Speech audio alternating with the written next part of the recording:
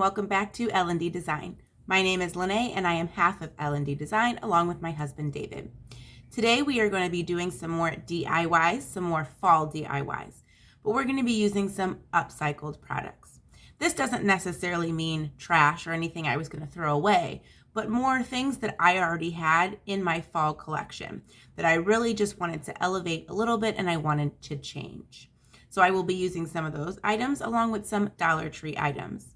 I will tell you everything that I'm using, and if you're interested in any of the items I use, they will all be in the description box below, as long as some recent videos we've done, how to contact us, get a hold of us, send us mail if you want to send us mail, and all of that good jazz. So if you're interested in these 4 DIYs, one of them being super simple, then just stay tuned. And don't forget to hit that subscribe bell so you don't miss any of our uploads in the future. I have this small wreath, clearly has seen better days. I will insert a picture of the spot that we usually hang this during fall. I want to give this wreath a little bit of a makeover. So as you can see, I had originally spray painted it kind of like a burgundy wine color just to blend in with the fall florals. So what I did was I took all of these leaves off. I had hot glued them on, so I just ripped all of these off, and I'm hoping I can reuse some of these.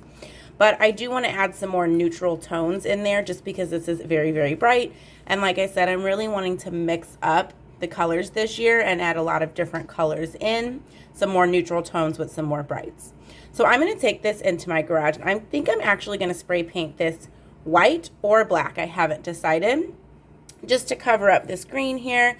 And I'm not really loving the wine burgundy color because when you walk from the side of this piece, you can kind of see it, and I just don't know that I love that. I was able to pull off and salvage some of our leaves from that wreath, but I think what I want to do is I want to take a few of these, and I'm going to attempt to spray paint them that vintage teal that we used in our last video, just to bring some of that color into our wreath. My wreath is painted and I have all of my materials laid out. I'm just going to start assembling my wreath.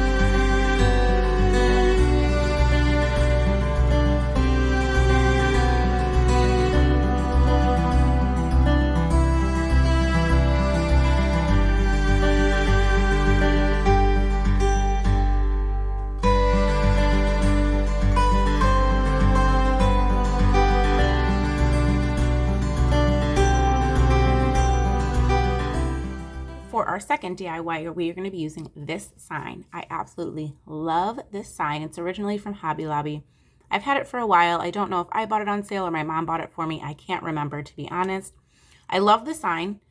It's a decent thickness. It's a really nice sign, but I do want to elevate it just a little bit. So what I'm going to do is I'm going to add something to the top of this sign. What I'm going to be adding is another sign. So this is actually a scrap piece of paneling that we had in our garage. We're doing some paneling down in our basement. So we have some scrap pieces. So I just cut this out to the size that I wanted. It's kind of like a gray wood grain paneling. And then on the edges, I just took some steel Waverly chalk paint and just went along those edges a little bit so you couldn't see that kind of particle board color coming through. What I'm going to do now is I want to do just a little bit of black distressing, and I'm not going to do it in the middle of the sign. I really just want to focus on the edges just so it blends in nicely with the black welcome to our home sign.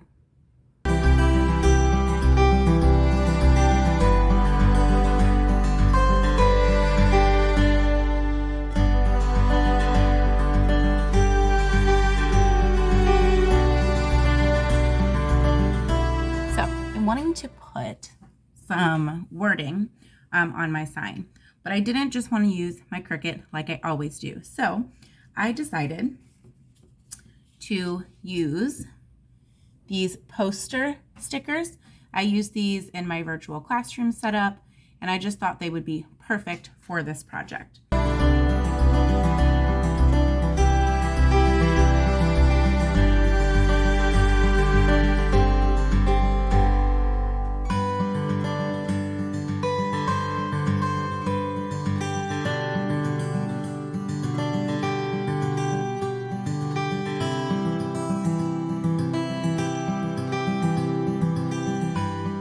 Now that I kind of have it mapped out, I'm actually going to take a glue stick and I'm going to glue all of these letters down.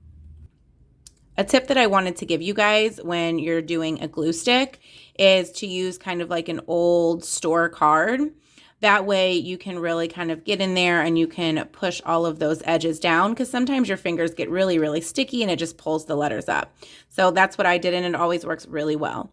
I'm going to take this into the garage now, and I'm going to give it a coat of polycrylic. I prefer to use polycrylic over Mod Podge. It just works much better for me. So I want to seal all these letters in to make sure that they don't come off.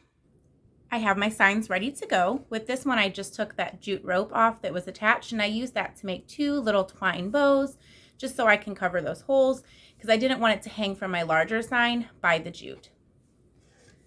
This one is all dry. I did get a little bit of bubbling, but I'm not too worried about it. I think I just used too much polycrylic. Right now I'm attaching that jute rope to the bottom. I thought I was recording, but apparently I was not. So we're just going to continue on adding this jute detail to the bottom.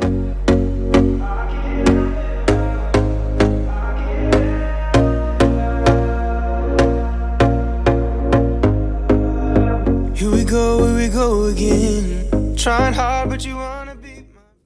While I have it flipped over this way, I'm going to add a hanger to the top so I can hang it. And I'm just going to use jute cord, but I don't want it to show at the top. I want it to be down more so that it can hang from the jute cord, but I don't see that jute cord because I don't want too much going on. Ain't no place to hide, ain't no one to run to. Here we go again. Call my bluff, I'ma be here till the end. I'm the one you ride, I'm the one you ride to. My next step is going to be attach this sign to this one. I'm going to be using that same ribbon from Dollar Tree. I just cut 2 strips, and I'm going to slip it underneath my jute cord.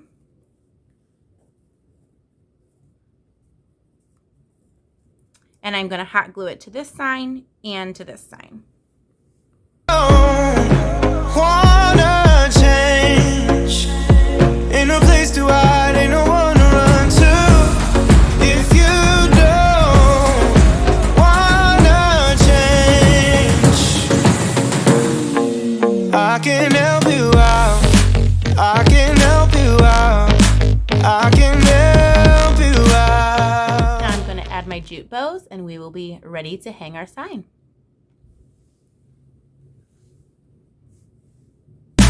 I can help you out. I can help you out. I can help you out. Here we go again.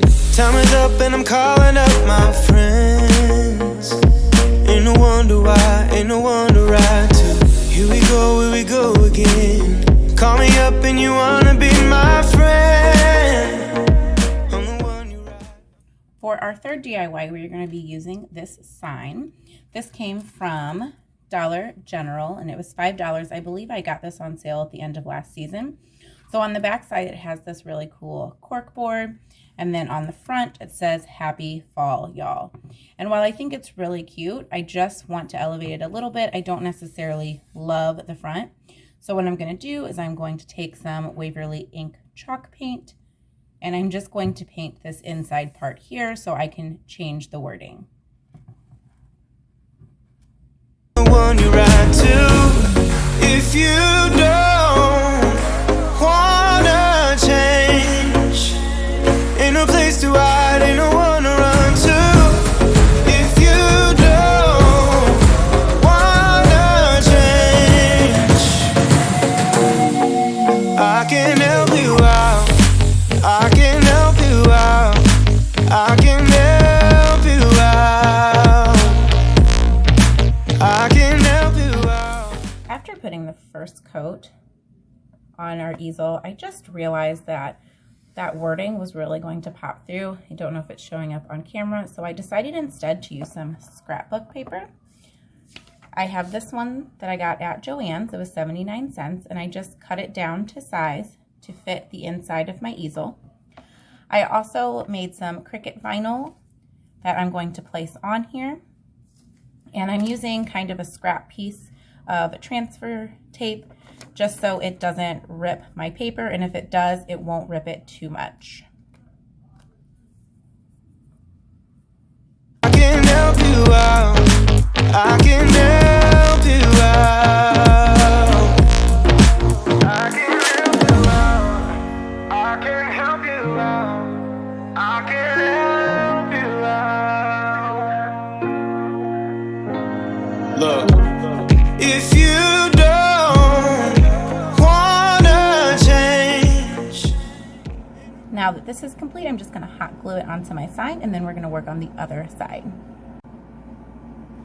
This side of our sign is going to be super simple. I just took off those stickers, and then I went to Google and I found a free printable, and I just resized it so that it would fit inside my sign, but it would leave a little bit of that cork showing. And I really like this idea because I can change out this side of the sign as often as I like.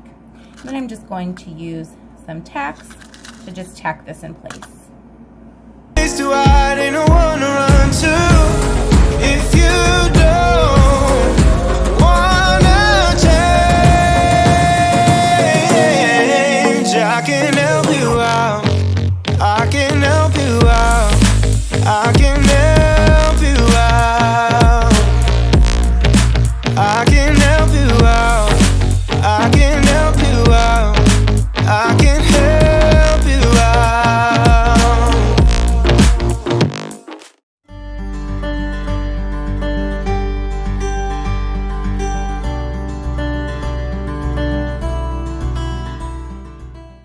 Our last DIY is super simple.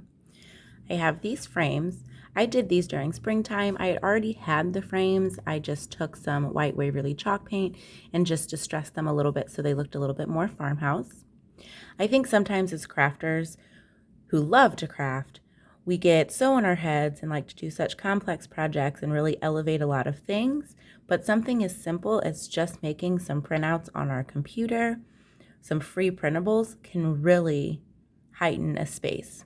So that's what I did in the spring, and that's what I'm going to do now.